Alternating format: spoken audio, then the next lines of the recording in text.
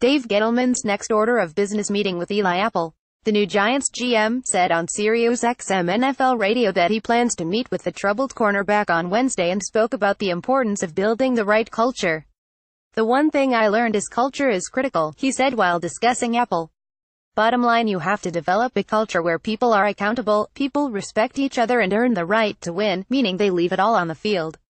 Gettleman has a reputation for a non-nonsense attitude and has stressed a good locker room culture as one of the key components of the 2015 Carolina Panthers team that reached the Super Bowl. Apple does not seem to fit into that mold following this past season, but Gettleman has refused to comment on the situation.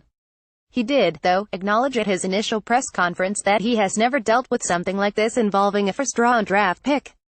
Apple was suspended by the team for the Week 17 finale against Washington after reportedly getting into an argument with a coach about playing with the scout team in practice. Hours before Apple was suspended, he was approached by the media in the locker room to be asked about teammate Landon Collins calling him a cancer the day prior, but Apple blew off the media and told reporters he had to go take a street.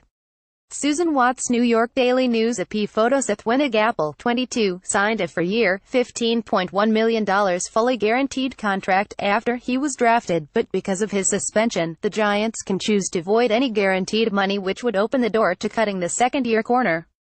Apple showed promise in his rookie season, but things began to spiral out of control for him this past year. His lack of effort was questioned by many after the Giants were blown out in a 5,117 loss to the Rams at home and was reportedly put on display for the whole team in a film meeting after a 3,121 loss to the San Francisco 49ers.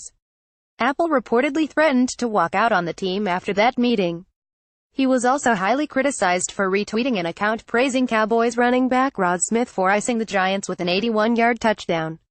Coaches and teammates have said Apple has been battling personal problems throughout the year, with his mother, Annie, undergoing brain surgery.